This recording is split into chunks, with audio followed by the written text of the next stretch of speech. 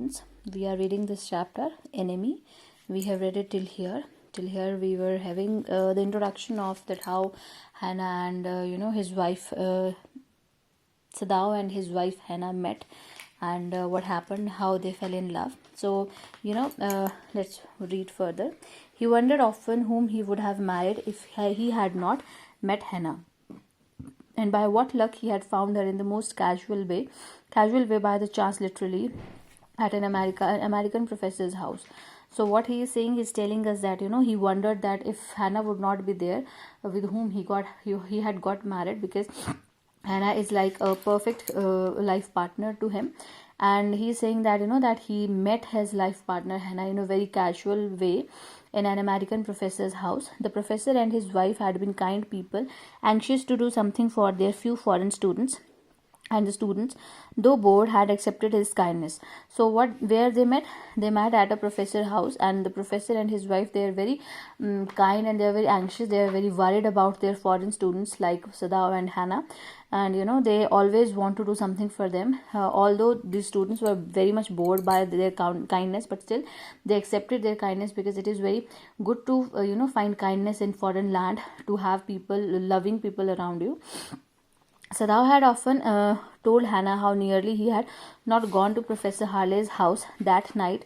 The rooms were so small. So Sadao always told Hannah that at that night when they met, he really did not want to go there. He really did not want to go at Professor's party, but still he went there, and that was his good luck that he went there and he had a chance to meet Hannah. The rooms were so small, the food so bad, the professor's wife so voluble, but he had gone in there and he found Hannah.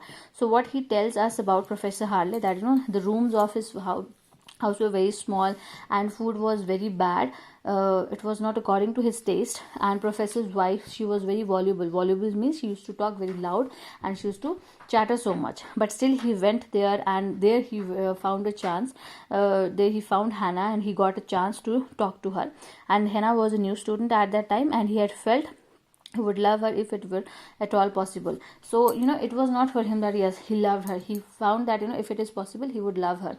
So how it will be possible? That he would first inquire that she is Japanese, she belongs to the same culture, same community. Only then he is going to take us further step. Okay, so now what we come to know from this paragraph, that the culture and custom of Japanese were very deep rooted in them. Okay, they cannot go beyond their culture, they cannot go beyond their community. They have to do everything in their community, even the marriage. They cannot think of getting marriage in any other community, or in any other foreigner, I would say. Okay, they are Japanese, and they would prefer to get married in Japanese culture only.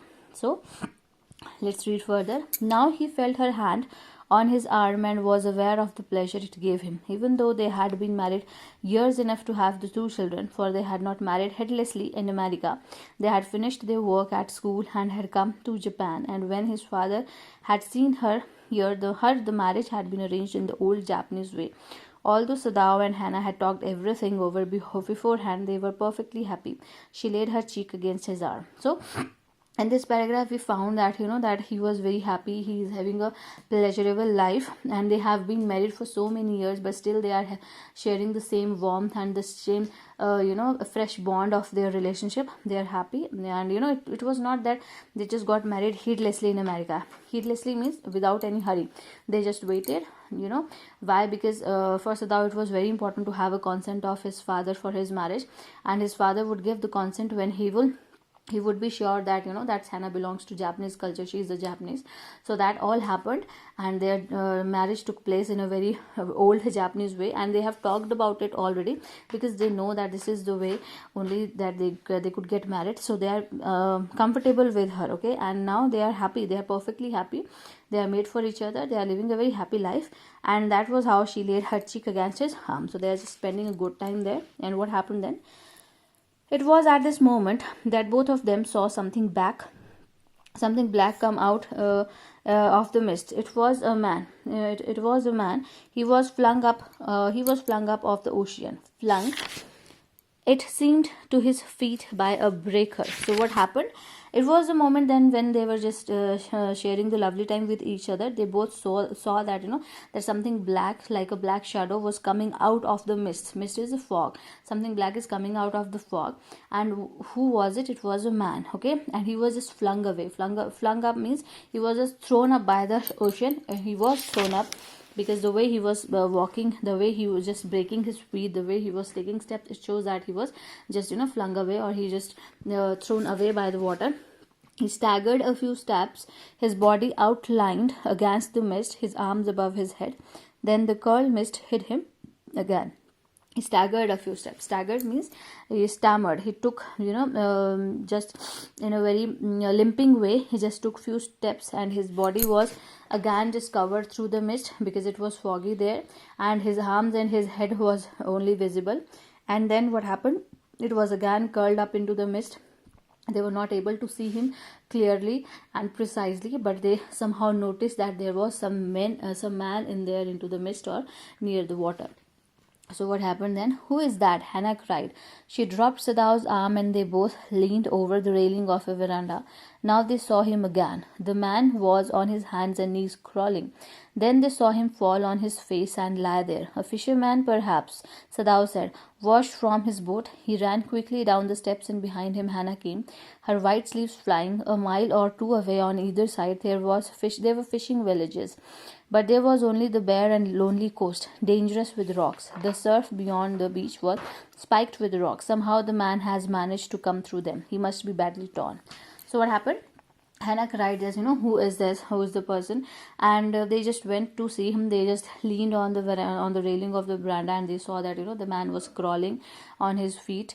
And he saw him there. He saw their face, and Sadaw said that he must be a fisherman because he has come washed away from his boat, because there were some of the fishing villages were around their house. But what happened, it was their beach was very lonely, and it was lonely coast. Nobody came there to to fish or to do fishing and that kind of thing, because that beach was covered with dangerous rocks, and the surf beyond the reach, and the surf was beyond the reach of people. Why? Because there are spiky rocks there, and if he had come here, so it means that he would be very much badly torn, or he would be badly injured. So that was the assumption of Sadaw, because he is already very much familiar with the part where he is living, and they are having a very lonely kind of a house covered by, surrounded by river, surrounded by sea. So then what happened? They saw when they came toward him that indeed it was so. The sand on one side of him had already a stain of red soaking through. He is wounded, Sadaw exclaimed. He made haste to the man, who lay motionless, his face in the sand, an old cap stuck to his head, soaked with sea water. He was in wet rags of garments. Sadaw stopped Hannah at his side and turned the man's head. They saw the face. So what happened? They just they saw again that when he came toward him, and it was a man, and there was sand on one of the side of his face, and it was stained with red color. It means that he was bleeding. There was blood all over his face, and Sadaw said that he is wounded. And they just hastily went to the man. He was lying there motionless. His head, he's wearing a hat which was soaked with water. And Sadaw stopped. He was just bending upside down, and Hannah was at his side, and they just turned the face of a man. They just turned his head towards them. And what happened? A white man, Hannah whispered. Yes, it was a white man. The wet cap fell away, and there was his wet yellow hair, long as though for many weeks it had not been cut. And upon his young and tortured face was a rough yellow beard. He was unconscious. And knew nothing that they did for him. So what happened? It was a white man. Okay, Hannah whispered. Hannah whispered it. Why? Because that they are Japanese, and white man means that he is their enemy. He has come from prison or somewhere else. That he can be our army man of Americans or some other countries. And his wet cap just fell away, and it showed his white hair, his long yellow hair, and they have not been cut for so long time. And there was his young tortured face. Shows that he was tortured for a while. He had undergone through very bad time. and he's having a yellow beard, and he was conscious, and he knew nothing that what they did for him. Okay, he was unconscious at the time. He never know that what has happened to him. So that's all we will read today here. Just read this chapter, try to understand it. It is written in very simple language, so just try to read it.